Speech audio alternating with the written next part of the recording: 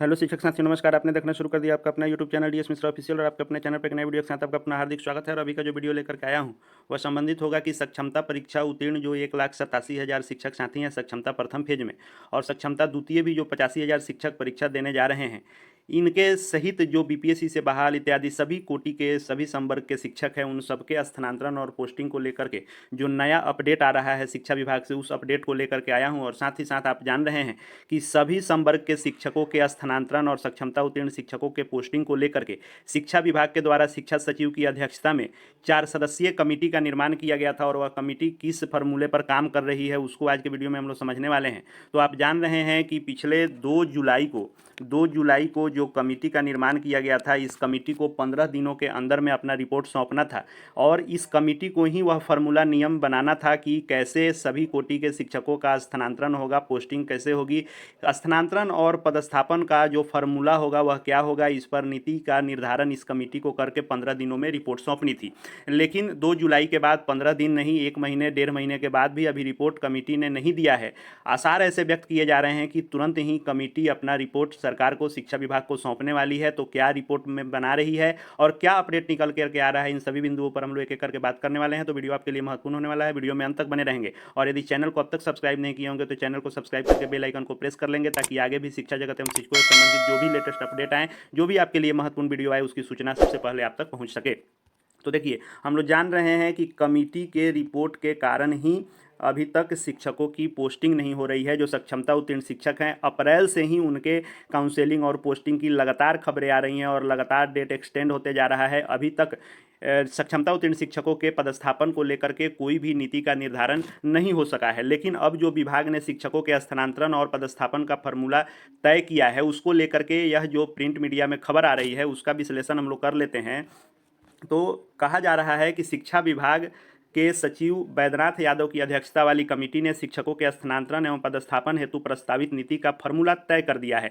यानी किस फॉर्मूले पर कमेटी काम कर रही है वह बाहर निकल करके आ रही है कि कमेटी अब जल्द ही रिपोर्ट भी सौंपेगी, क्योंकि 15 दिनों का समय दिया गया था, लेकिन अब 1.5 महीने समय हो गए हैं, लेकिन कमेटी अभी तक रिपोर्ट अपना नहीं सौंप सकी है। इसी बीच शिक्षा विभाग ने सक्षमता परीक्षा में पास शिक्षकों की काउंसलिंग की निगरानी भी तेज कर दी है। आप जान रहे हैं कि पिछले 1 अगस्त से जो है काउंसलिंग की प्रक्रिया चल रही है, और पूरे अगस्त माह का शेड्यूल भी तय हो गया है। अभी भी बहुत सारे साथियों का शेड्यूल आना बाकी है, संभवतः आधा सितंबर तक काउंसलिंग प्रक्रिया चलने के आसार व्यक्त किए जा रहे हैं। उसके बाद बताया जा रहा है कि शिक्षा विभाग के एक अधिकारी ने बताया कि स्थानांतरण एवं पदस्थापन की प्रस्तावित नीति को विभागीय स्तर पर सैद्धांतिक सहमति दे दी गई है, और इसके बाद कमेटी अपनी रिपोर्ट सरकार को सौंपने की तैयारी में है कि किस नियम के तहत शिक्षकों का पदस्थापन या स्थानांतरण किया जाएगा। आप जान रहे हैं कि यह कमेटी सभी कोटि के शिक्षकों के स्थानांतरण पर काम कर रही है, पॉलिसी बनाने पर काम कर रही है, और जब यह रिपोर्ट सौंप देगी तो सरकार उसको नियमावली का दर्जा देकर के वह नियम बनाएगी, और उसी नियम के अनुरूप सभी कोटि के शिक्षकों का स्थानांतरण एवं सक्षमता उत्तीर्ण शिक्षकों की पोस्टिंग की प्रक्रिया होनी है। और ऐसी संभावना व्यक्त की जा रही है कि सितंबर में लागू होगी। खबरें ये भी आ रही हैं कि सितंबर में पोस्टिंग हो जाएगी, लेकिन यदि हम अपना विचार रखें तो सितंबर में यह होते हुए संभावना कम ही दिख रही है, क्योंकि काउंसलिंग की प्रक्रिया ही सितंबर तक चलने वाली है, क्योंकि अगस्त तक का शेड्यूल आ गया है। बहुत सारे साथियों का अगस्त में शेड्यूल भी नहीं आया है। फिर जिन साथियों का जो है किसी प्रकार का दिक्कत हो रहा है, काउंसलिंग नहीं हो रही है, या फिर फॉर्म भरने में जिन्होंने गलती की है, अपलोड की समस्या है, या फिर काउंसलिंग में डाउटफुल लिखा जा रहा है, या ओरिजिनल डॉक्यूमेंट उन्होंने सबमिट नहीं किया, ऐसा कुछ भी लिखा जा रहा है, तो उनको भी एक मौका दिया जाएगा। उसके बाद ही पोस्टिंग की संभावना बन रही है। तो सितंबर में तो कम ही आशा है, हालांकि न्यूज कह रहा है कि सितंबर में होगा, लेकिन मेरे अनुसार सितंबर में संभव नहीं दिख रहा है। आगे अगस्त अभी चल रहा है, सितंबर तक काउंसलिंग होगी, उसके बाद अक्टूबर नवंबर दिसंबर में जब हो जाए, अगर इस वर्ष में भी हो जाता है, क्योंकि जो धीमी प्रक्रिया चल रही है पोस्टिंग की, उस अनुसार इस वर्ष में भी हो जाए तो उसको सही समय पर ही कहा जाएगा, क्योंकि अप्रैल से ही लगातार डेट शिक्षा विभाग के द्वारा बढ़ाया जा रहा है। अब हम लोग बात कर लेते हैं कि कमेटी जो रिपोर्ट बना रही है उसमें मानवीय पहलुओं का खासा ध्यान दिया जा रहा है, जैसे दिव्यांग शिक्षक हों, असाध्य रोगों से पीड़ित शिक्षक हों, या महिला शिक्षिका हों, या शिक्षक दंपति हों, इनको प्राथमिकता देने की बात की जा रही है। और यह प्राथमिकता जब नियोजित शिक्षक थे उस समय भी स्थानांतरण की बात आई थी, तब हुआ था कि महिला एवं दिव्यांग शिक्षकों को प्राथमिकता दी जाएगी, और यह आगे भी किसी भी पॉलिसी में यह दिया जाएगा। इसको तो आप एकदम मानकर चलें कि कमेटी रिपोर्ट सौंपेगी तो उसमें खास करके जो महिला शिक्षिकाएं हैं, महिला शिक्षिकाओं को उसके बाद जो दिव्यांग शिक्षक हैं, दिव्यांग शिक्षकों को और पति पत्नी दोनों यदि दंपति जो हैं शिक्षक हैं तो उनका स्थानांतरण एक जगह पोस्टिंग करने को इस पॉलिसी में यह जरूर इसको प्राथमिकता दी जाएगी। यह एकदम तय है कि महिला, दिव्यांग और दंपति और खास करके जो असाध्य रोगों से, किसी बड़ी बीमारी से ग्रसित शिक्षक हैं तो उनको भी प्राथमिकता दिया जाएगा। इसके लिए कमेटी क्या कर रही है कि भौगोलिक दृष्टि से सभी बिहार के विद्यालयों को 5 कोटि में बांटा जा रहा है। 5 कोटि क्या क्या होंगे? तो नदी के पार वाले विद्यालय, यानी जो नदी के क्षेत्र के विद्यालय हैं उस विद्यालय को एक कैटेगरी बनाया जा रहा है। दूसरा, पहाड़ी इलाकों के विद्यालय को दूसरा कैटेगरी, अर्ध शहरी इलाकों के विद्यालय को तीसरा कैटेगरी बनाया जा रहा है। अर्ध शहरी का अर्थ हो गया कि जो नगर पंचायत हैं या फिर आपको शहर के आसपास के हैं या फिर आपको जो ब्लॉक मुख्यालय हैं, इन सबको अर्ध शहरी इलाकों के अंतर्गत कमेटी रखने वाली है। चौथा जो कैटेगरी है वह शहरी इलाकों है, शहरी इलाका है और शहरी इलाका को चौथे कैटेगरी में रखा जा रहा है। और पांचवा जो कैटेगरी बनाया जा रहा है वह ग्रामीण इलाकों का बनाया जा रहा है। तो इस प्रकार यह 5 प्रकार की कैटेगरी बनाई जा रही है विद्यालयों का, और इन 5 कैटेगरी को ध्यान में रखकर शिक्षकों का जो है पोस्टिंग किया जाएगा।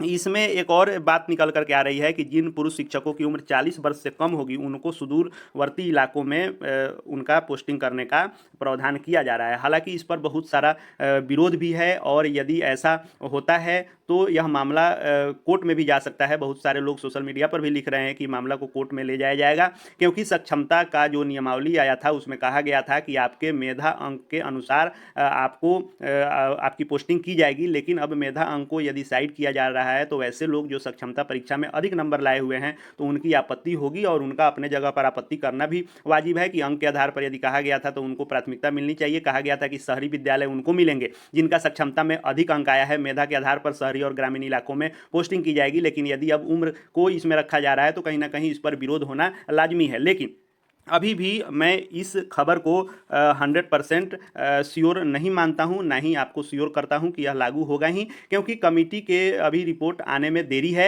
यह खबरें निकल करके आ रही है। अब कमेटी वास्तविकता में क्या रिपोर्ट बनाई है वह जब तक सार्वजनिक नहीं होगा, सरकार को रिपोर्ट सौंपेगी नहीं कमेटी, और सरकार उसको नियम का दर्जा दे करके इसको जब तक सार्वजनिक नहीं करेगी तब तक किसी भी फैसले पर पहुंचना आसान नहीं है कि क्या कर रही है कमेटी। लेकिन महिला, दिव्यांग और दंपति शिक्षक और किसी असाध्य रोग से पीड़ित शिक्षक, इनको प्राथमिकता तो मिलेगी ही, यह एकदम आप 100% मान के चलिए। अब रही बात मेधा का, इसमें प्राथमिकता दिया जा रहा है कि नहीं सक्षमता के नियम के अनुसार, या फिर यह उम्र वाली बाध्यता होती है क्या, क्या इसका विरोध होता है, क्या इसको लो कोर्ट में लेकर के जाते हैं, यह आने वाला समय बताएगा। साथ ही साथ सक्षमता उत्तीर्ण के साथ ही बीपीएससी से बहाल जो विद्यालय अध्यापक हैं, इन सभी नियमित कैटेगरी के शिक्षकों का भी स्थानांतरण पॉलिसी इसी में बनना है, और उनको भी इन 5 कैटेगरी के विद्यालयों में किस आधार पर किया जाएगा, यह कमेटी की रिपोर्ट जब सरकार को दे दी जाएगी तब सार्वजनिक होने पर स्पष्ट किया जा सकता है। लेकिन यह मान करके चलें कि कमेटी अपना रिपोर्ट इस महीने के अंत तक जरूर सौंप देगी, क्योंकि 15 दिनों का डेडलाइन जो दिया गया था, तो 2 जुलाई को कमेटी का निर्माण किया गया था।